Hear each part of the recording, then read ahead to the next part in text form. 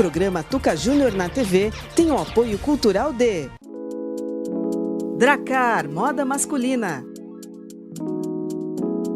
Padaria e restaurante O Rei do Trigo. OCM Contabilidade. Guarujá FM, amor e alegria todo dia. Betel, Hortifruti.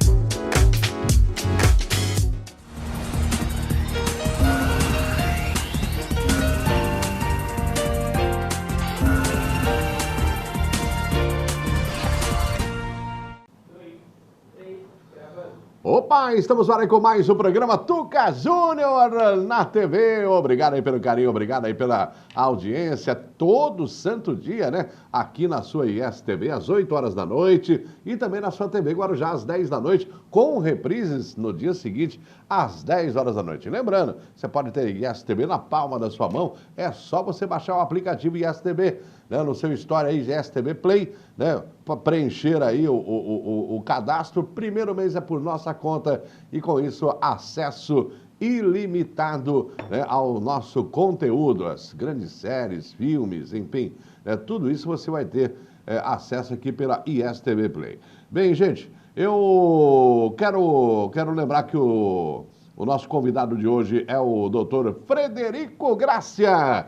Ele é um notório advogado aqui, um causídico que se fala, doutor? Alguns acham que esse termo é pejorativo, né? Eu não acho. Por que seria pejorativo? Porque acho que é o seguinte, seria assim, seria impor ao advogado, né, só cuida de causas, né? Ele cuida muito mais do que causas, ele cuida da vida humana, né?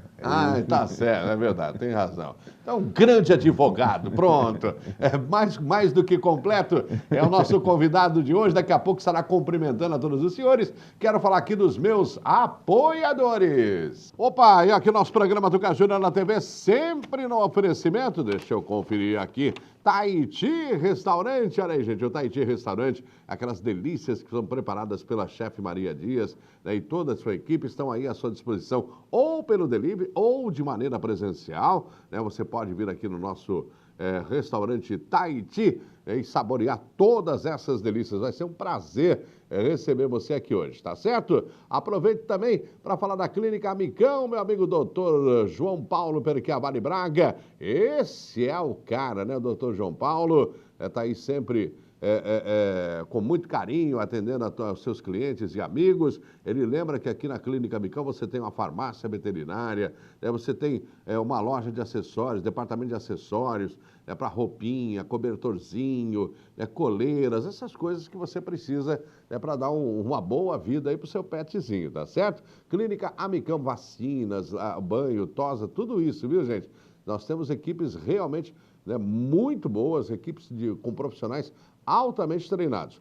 Falo também aqui do nosso restaurante Almari. Olha, comida 100% brasileira. Restaurante é o Almari. O meu amigo Marcos Dias e a Magda, né, esperando por você, e ampliamos aí o nosso cardápio, né? Final de semana você ainda tem à la carte, servindo a 2 ou a 4 pessoas, enfim, tudo isso muito gostoso, muito bem preparado aqui no restaurante Almari. E olha, pode pedir aí, ó, ou pelo delivery, né, ou você passa de maneira presencial aí no restaurante. Já estamos aí com as portas abertas para você, tá bom? Bem, doutor Frederico Grácia, grande prazer recebê-lo aqui, doutor Frederico. Eu que te agradeço por mais esta oportunidade. Inegavelmente, eu não venho a um programa, eu venho na casa de um grande amigo. A gente agradece, desde doutor. a infância a gente convive, né? E fico muito feliz de estar aqui, principalmente nesse momento importantíssimo da democracia e da República Brasileira, né, que no próximo dia 15 teremos uma obrigação cívica em escolher um candidato para nos representar nos próximos 4 anos. O doutor Frederico Grácia, né, advogado conceituadíssimo aqui na cidade de Guarujá, por várias vezes presidente da Ordem, aqui subseção do Guarujá, já ocupou inclusive cargos na Ordem aí, a nível estadual, a nível federal, enfim, né, é realmente renomado e conceituado. E o senhor, né, antes eu fiquei sabendo que agora está fazendo fila, né, na porta da sua casa mas de uma maneira diferenciada, querendo saber das previsões para o futuro. O senhor fez uma previsão aqui. O senhor fez uma previsão, falou assim, olha, Tuca, eu tenho certeza que essas eleições serão marcadas pela judicialização. Enfim, o senhor cantou a bola, acertou algo que estava no futuro bem próximo e, por isso, ganhou várias pessoas querendo fazer uma consulta, né, com o doutor Frederico Grácia para saber do seu futuro. Doutor Frederico, e realmente a judicialização é algo marcante nessa reunião, nessas eleições de 2020. Não resta dúvida nenhuma, até porque o judiciário é o grande protagonista, né, das eleições. É ele que fiscaliza, é ele que decide e ele que definitivamente pode até, como diz o outro, inviabilizar uma candidatura. Então, assim, o que eu já estou antevendo, não só para as cidades da Baixada, mas para todo o Brasil, né? Aquela disputa que muitas vezes era feita de forma violenta, como se diz, pela método do jagunço, hoje já não existe mais. Hoje as pessoas procuram o judiciário e entram com 300, 400, 500 ações aí contra os seus adversários. De um aspecto, eu acho que é até salutar, porque quanto mais você descobre quem é o seu candidato, melhor fica na hora de você depositar seu voto, até para não escolher coisa ruim, né? Muita gente critica as eleições dos Estados Unidos, a maneira que entra na vida pessoal, coisa que não vale. Mas é muito importante para você escolher quem vai tomar conta do seu dinheiro, quem vai tomar conta da sua cidade e até mesmo quem vai tomar conta da sua família, né? E aí acontece uma coisa muito importantíssima. Os municípios hoje cuidam desde o nascimento das pessoas até a morte. Os hospitais públicos atendem aí as parturientes, né? E os cemitérios acolhe até mesmo os indigentes, não é verdade? Então, o papel do poder público é de suma importância. E por ser de suma importância, a gente tem que escolher um candidato no qual tenha muita semelhança com o que a gente pensa em termos de ética, de honestidade e principalmente de compromisso com a cidade, né? Acho que isso é o mais importante. Eu vejo que não só Guarujá, mas também todas as cidades da nossa grande nação, né? Afinal de contas são 5.000 e poucos municípios. 5.445, se não me falha a memória. Né? Isso é uma imensidão, né? Isso aí, poxa, difícil. Eu acho que o continente europeu deve ter quase isso de número de cidades. Se não tiver, está próximo disso, né? Pois bem, então, assim, o Brasil é um país diferenciado em tudo, até nas eleições.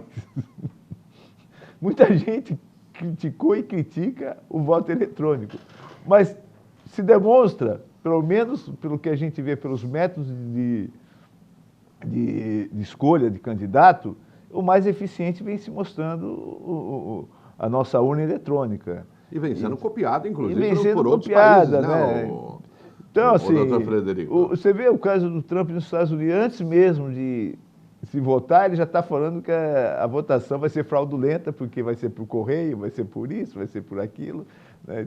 E aqui no Brasil, até o momento, há alguns questionamentos, até que eu acho que tem que se aprimorar cada vez mais as urnas eletrônicas, mas, inegavelmente, ele vem sendo eficiente e vem atendendo a demanda e, principalmente, assim, aquela preocupação que nós tínhamos, né, de se manipular a votação como era no papel, na hora de fazer o mapa. Tinha muita denúncia nesse sentido, né? Hoje já diminuiu bastante. Pode ter? Sim, pode ter, mas não no grau que se tinha no passado, como eu convivi, como você conviveu lá no cansei antigo... de ver essa manipulação e denunciar, sim, inclusive. Né? Que a hora que chegava o mapa lá, quem tinha 10 ia ter 5. Muitas vezes não tinha nenhum. A hora que cantava o voto, o cara cantava, mas não marcava, né? Não marcava. Marcava para outro. E a recontagem, né, era um negócio até meio absurdo, né? Porque tu imagina você contar 150, 200 mil votos na mão. Então, eu acho que as urnas eletrônicas, elas vêm dando, assim, um alento de esperança muito positivo para o eleitor brasileiro. O senhor lembrou bem, né? Com esse voto, a conferência, né, desses milhares de votos, e não tínhamos nem tantos. Não, era na mão, assim. Eu trabalhei no processo. Era na mão, então, também. Eu trabalhei cobrindo as eleições. Sim. E o senhor ali contando na lida, voto, né? Poxa. Contando voto. Não é fácil, não. A gente passava 2, 3 2, dias 3 dias, na rapaz. conferência desses votos, né? Você E chegava às mesmo 8 assim, da manhã, você ia sair muitas vezes 10 da noite. 10 da noite e retornava no dia seguinte. Comendo pra dar lanche, sequência. e comendo lanche. É verdade.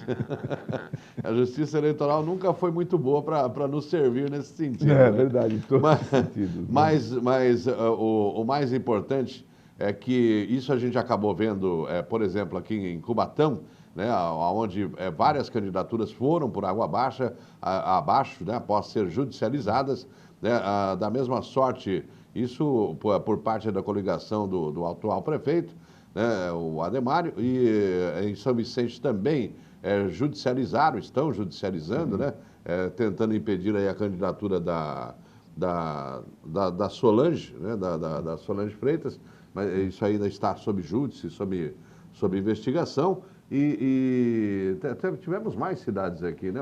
Praia Grande, o próprio Praia Grande promotor também entrou com medida, e Santos também me parece que houve impugnação. Ainda não foi houve publicado, pedidos de impugnação, porque eu não tenho acompanhado esses prazos eleitorais, mas me parece que ontem era o último dia para se apresentar as impugnações. Me parece, isso precisa ser confirmado. E parece que Santos também. Eu não sei, Guarujá, até o momento eu não tomei conhecimento de pedido de impugnação dos candidatos dessa cidade, você está entendendo? Mas com absoluta certeza, Praia Grande, São Vicente, Cubatão e Santos ocorreram impugnações.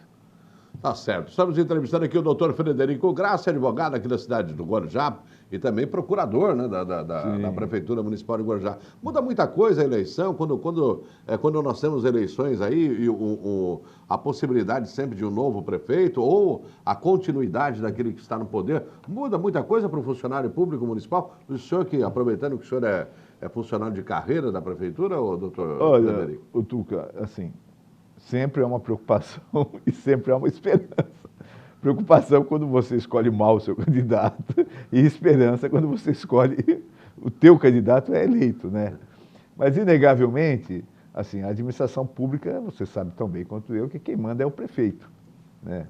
E, inegavelmente, se o prefeito não é comprometido com a cidade, você corre seríssimo risco, porque, como diz o outro, vai sobrar nas costas do funcionarismo público.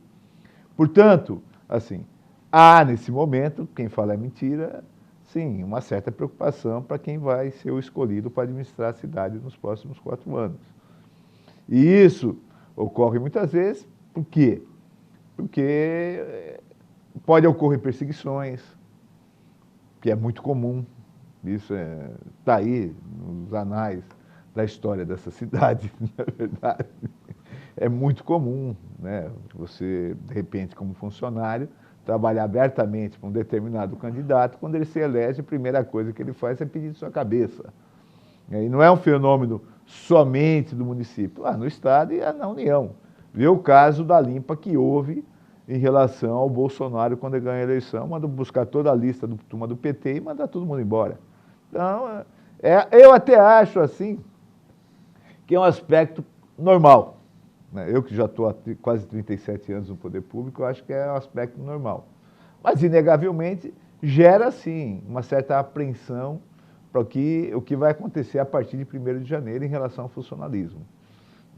E o funcionalismo também tem que ficar mais preocupado ainda com a própria reforma administrativa, que vai ser encaminhada ao Congresso. Que eu ia perguntar para o senhor. O agravante agora é a reforma administrativa, aonde se prevê, inclusive, atenção aí, funcionário público, pelo menos aquele que pretende ser, né? A partir da reforma administrativa, caso venha ser aprovado esse texto que lá está no Congresso Nacional, prevê-se aí o fim da estabilidade do funcionalismo. Sim, e esse é o mais preocupante, né? Porque, de qualquer forma, o funcionário vai ficar cada vez mais vulnerável na mão do administrador público. Isso é inegável. Pega lá a questão do critério de desempenho. Eu não gosto de ti, pego 2, 3 chefes, manda perseguir, manda colocar todo ano que ele é mau funcionário. Vai ter critérios naturalmente. Mas critérios muitas vezes não são observados. Eu costumo sempre dizer, quem tem a caneta tem o poder, portanto, esqueça. Pode ser o chefete da esquina, como pode ser o presidente da República. Quem tem a caneta faz o que bem entende. E a caneta serve no Brasil muito mais para perseguir do que realmente para colaborar com o funcionalismo. A qualidade do funcionalismo, principalmente do Estado de São Paulo e do próprio município de Guarujá, é muito boa, bem acima da média, né? Mas, pelo que eu sinto do governo federal, ele quer enxugar a máquina, como se enxugou, como vem sendo enxugadas as estatais, como vem sendo enxugada os bancos, a indústria automobilística, né? O próprio Supremo Tribunal Federal. O sistema de robótica cada vez mais impera dentro do Supremo Tribunal Federal. Então, assim, o desaparecimento da presença humana dentro do serviço público cada vez mais é uma realidade. O próprio home office vai ter que ser regulamentado, veio para ficar, e a parafernália eletrônica que acompanha todo o home office também vai existir dentro do serviço público. O município com 6 mil, quase 6 mil funcionários, né, 5 mil alguma coisa, como o Guarujá, a tendência é diminuir. E é diminuir para 30% a 40% desse número, né? Porque o serviço público, hoje, no município, né, o concurso público, o resultado para a cidade, para a geração de emprego, não é o desejado. E não é culpa de quem ingressa no serviço público, muito pelo contrário, né? Quem presta um concurso é aprovado, ponto final. Mas é para quê? A fomentação do emprego na cidade, ela não é satisfatória quando você abre um concurso. Por quê? Porque o concurso público em Guarujá geralmente é ocupado por pessoas de fora, né? E não é nenhum demérito, muito pelo contrário, né? E que, pela qualidade de vida, costuma escolher Santos para morar. E, portanto, essa renda que poderia ficar na cidade não fica, acaba ficando na cidade de Santos. Então, isso que nós temos que repensar também, né? Será que a estrutura administrativa para a geração de emprego para a cidade de Guarujá vem sendo satisfatória? Essa é a grande... Eu não estou criticando o concurso público, muito pelo contrário, sou favorável a ele. Eu não estou criticando para os que vêm de fora, muito contrário, meu pai e minha mãe também não são daqui. Mas, inegavelmente, Guarujá precisa principalmente de emprego, e muito emprego, né? Nós temos a realidade dura e crua que está aí, né? Dessa juventude que, infelizmente, caminha a passos largos para a criminalidade. E aí, a análise que eu costumo sempre fazer? A análise que eu costumo dizer é o seguinte: 3 coisas são essenciais para salvar uma nação. O primeiro, com todo o respeito, não é verdade? E eu não falo de aborto, eu falo de controle de natalidade, porque sendo uma criança de 12, 13 anos, não pode gerar outra criança. Isso é uma violência, isso é uma barbárie, né? Segundo, a educação. A educação não se inventou na face da terra nenhum outro instrumento para mudar o homem a não ser a educação.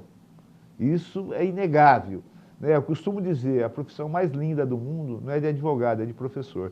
Porque só o professor pode mudar o mundo, né? Professor e professoras, principalmente. E eu sou filho de 2, professor e professora.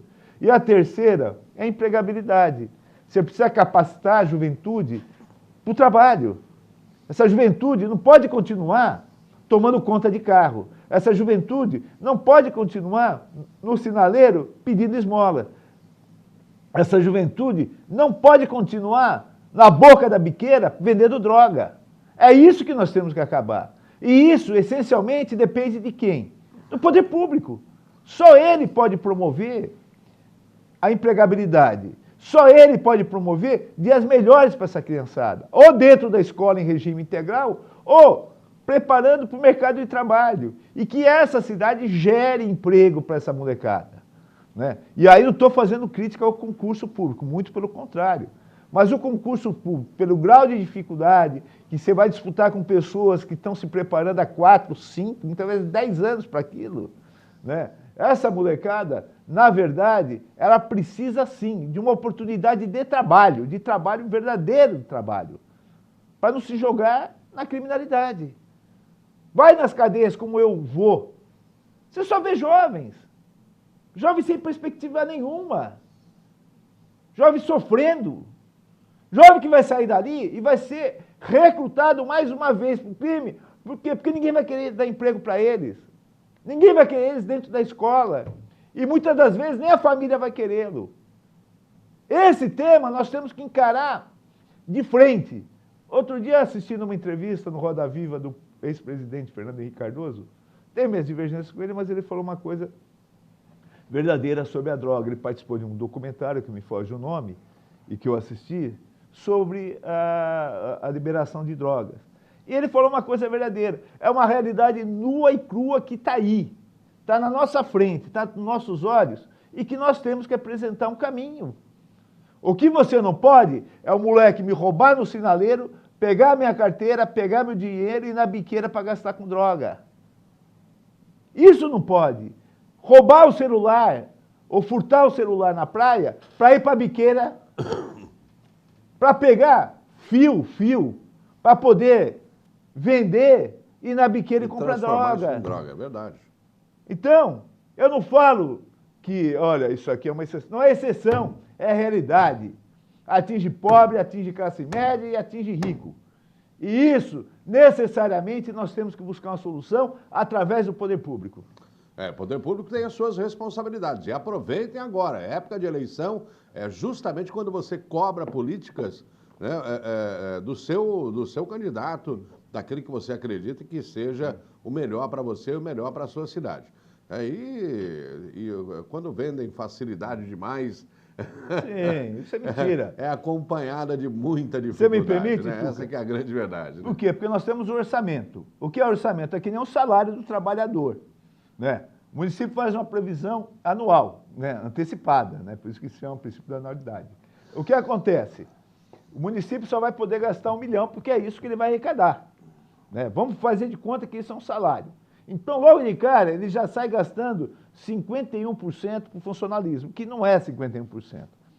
Tem casos, tem município que chega a quase 70%. Mas vamos criar a fantasia que seja 51%. Não é 51%, é mais.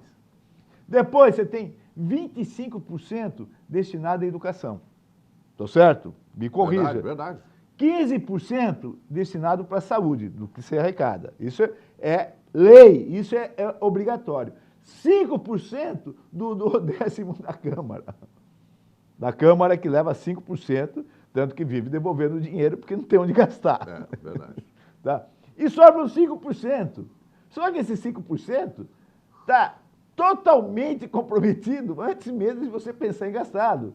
Por quê? Porque tem fornecedores, tem prestação de contas, tem fornecedores, tem também as despesas que decorrem de outras despesas que a própria administração pública acaba promovendo. Então não sobra nada, não sobra nada. E daí quando você sai passear, até pelo Guarujá mesmo, você vê lá obra do DAD, porque o município não tem dinheiro para bancar a obra. Essa é a dura realidade. E que nós temos que repensar tudo isso. Estamos entrevistando aqui hoje o doutor Frederico Grácia, né? Ele está aí abrilhantando o nosso programa de hoje, fazendo seus comentários. Essa lei realmente vai dar muito o que falar, essa reforma administrativa vai dar muito o que falar. E vejam só, né? O Congresso, quando resolve trabalhar, ou ele acerta muito ou ele erra muito, né? Mas normalmente eles sempre deixam uma pegadinha para incorrer no erro, né? E com esse erro foi aquilo que o doutor Frederico já até comentou. Você chegou a comentar do André do Rap aí, que foi favorecido?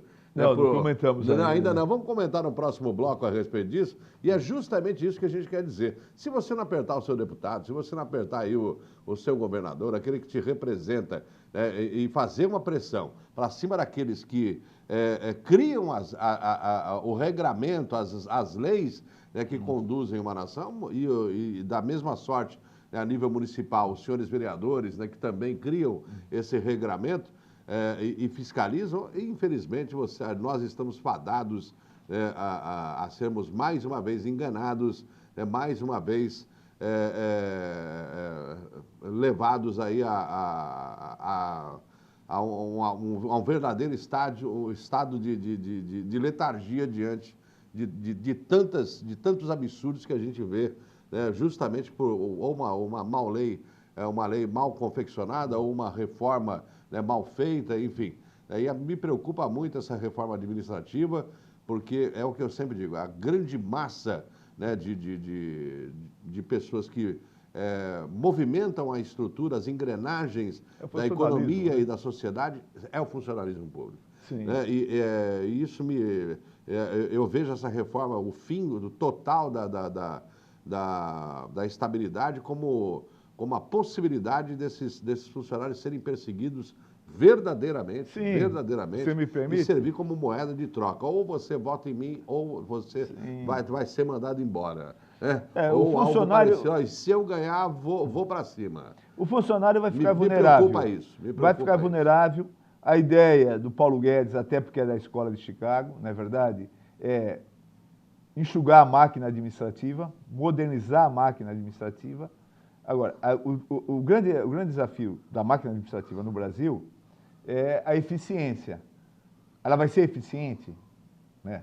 Porque tanto você como eu, como qualquer pessoa, as modificações que aconteceram no sistema bancário no Brasil foram altamente positivas. Quem falar que não é mentira. Porque você faz operação via celular, você não precisa mais pegar fila no banco, porque tem as caixas eletrônicas. Quer dizer, houve uma evolução muito grande e, o principal, satisfatória, né?